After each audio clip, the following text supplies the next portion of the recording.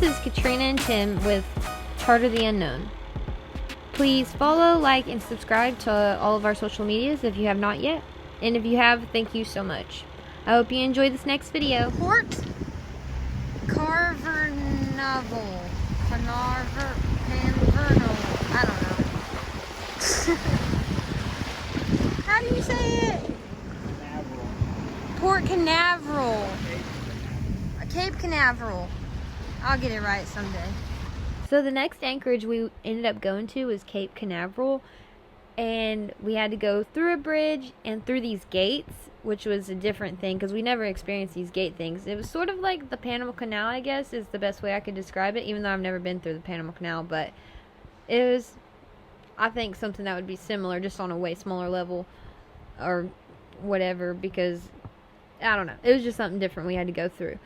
And so we ended up going there to pick up some friends, Tony and Robin Gardner, and they spent a couple days with us to be able to go up the East Coast and help us out a little bit, and for them to be able to experience sailing, because they think that they want to go sailing and do that kind of stuff too. So it was a really cool little thing to be able to teach them a little bit of what we know.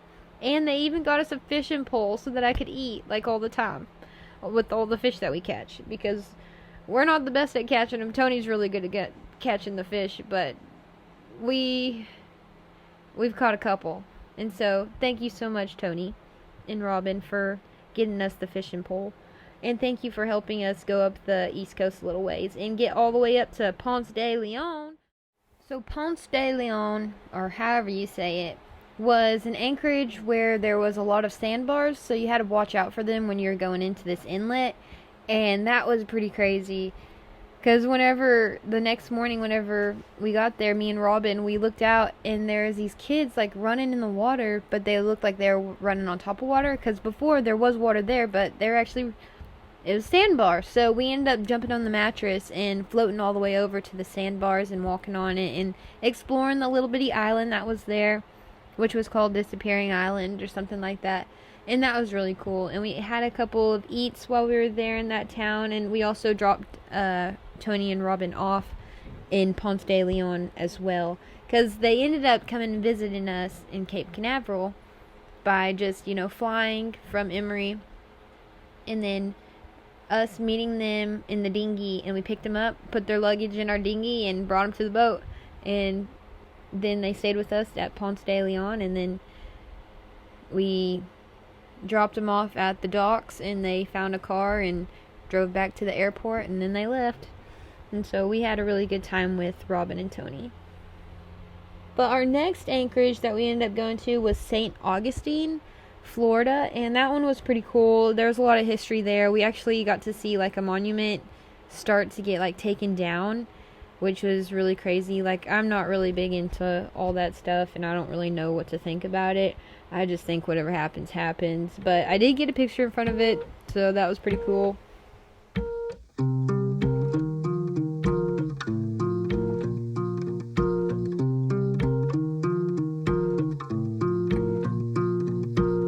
You say peace is just a state of mind. You help me reach it when I leave mine behind. In this city, chaos and dust in our eyes, speeding at our speed, sweetly walking by.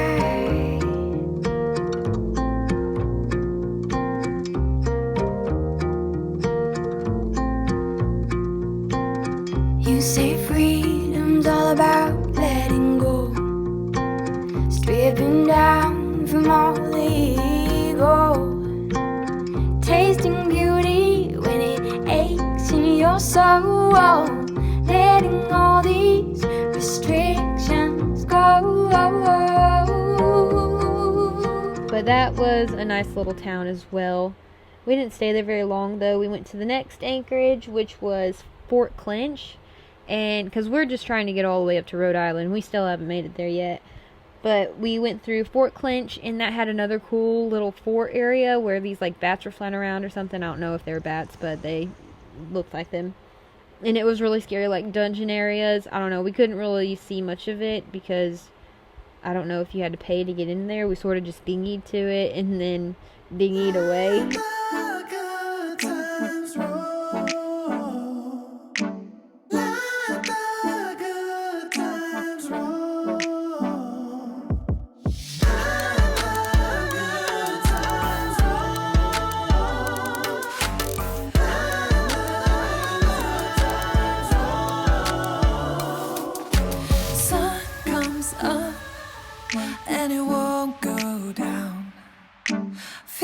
like love when you're around. Thoughts of yesterday are so yesterday. Got the here and now, and there's nothing in our way. Feeling alive and only good vibes in. Oh, let the good times roll. You see that smile, it makes me wild, but oh, let the good times roll. No, we all got problems. Worry ain't gonna solve them. So get up and dance and lift up your hands and oh, let the good times roll. Let the good times roll.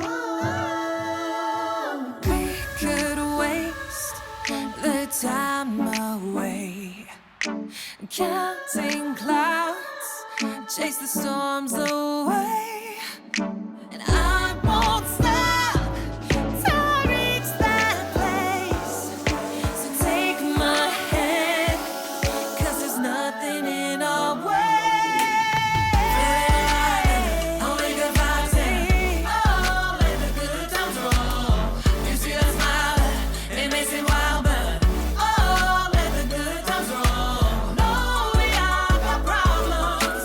Worry ain't gonna solve them. So get up and dance and lift up your hands and oh, let the good times roll.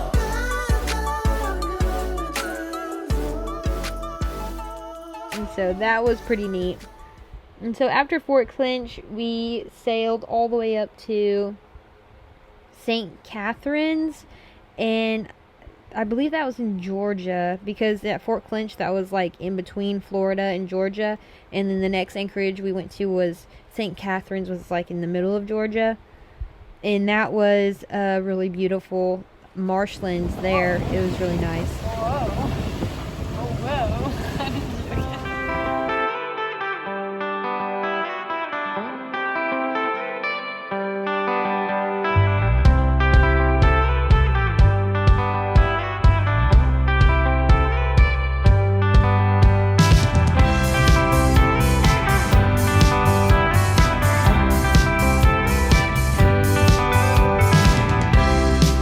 Well, I never know what to do with you, and I never know what to say to you.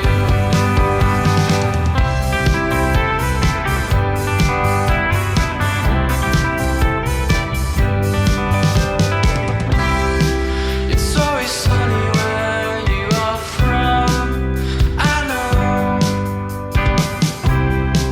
It's no wonder you're so bright and sure. I'll take you away to where the sun shines, so bright. You can stare at the stars at night. You can tell me anything you like.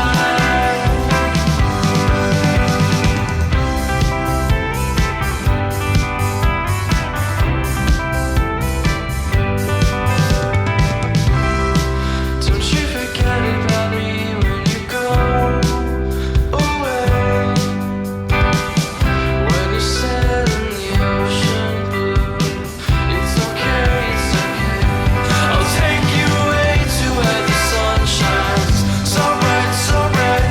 You can stare at the stars at night. You can tell me anything you like.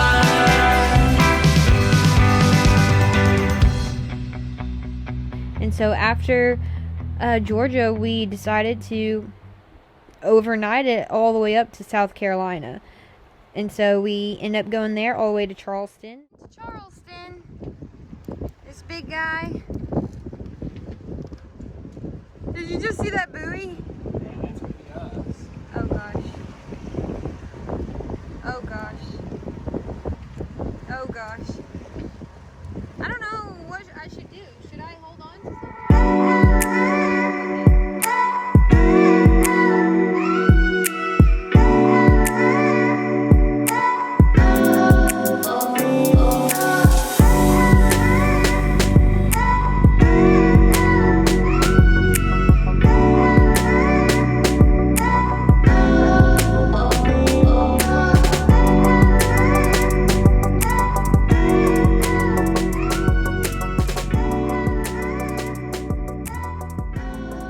and that was really neat because we had to get a new pump for our bathroom, and so we ended up installing that and getting that in the mail. It's cracked and it stinks. Ugh.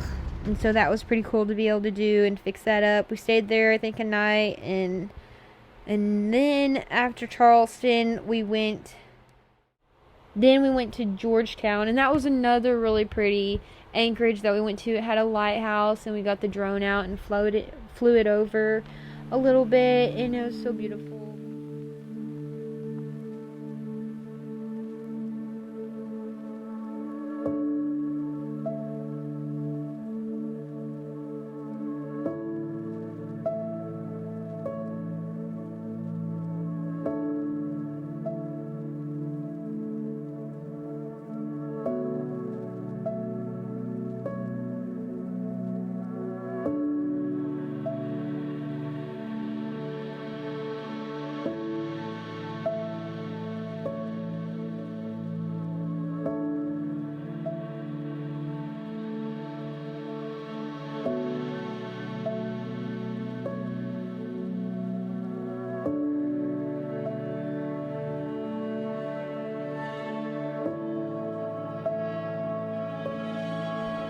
And so after that, we went from Georgetown all the way to Southport, North Carolina.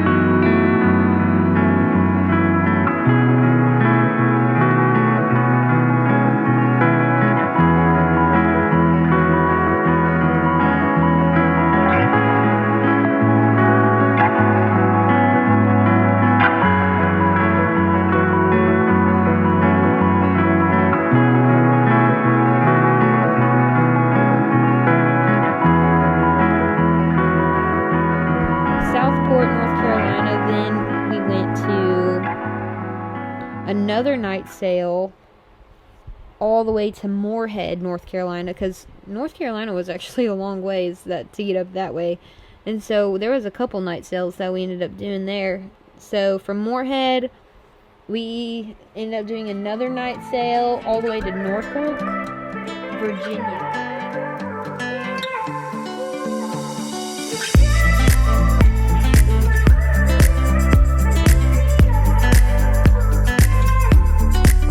Babe. What are you holding it like that for? What kind of fish is it?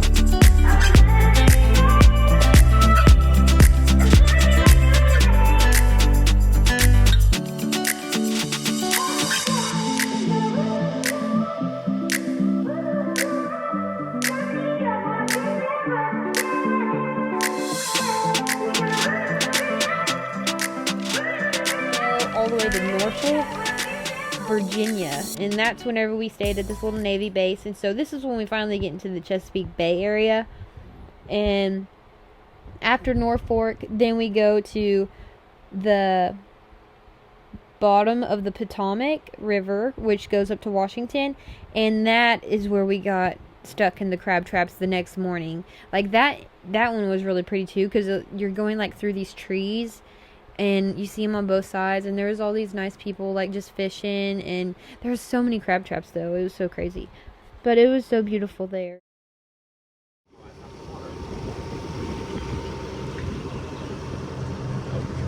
headed out of the little anchorage we were in with the river and the crab traps. What was this one called again? The K.O., the Smith Point? I don't know. It was right there. Yeah.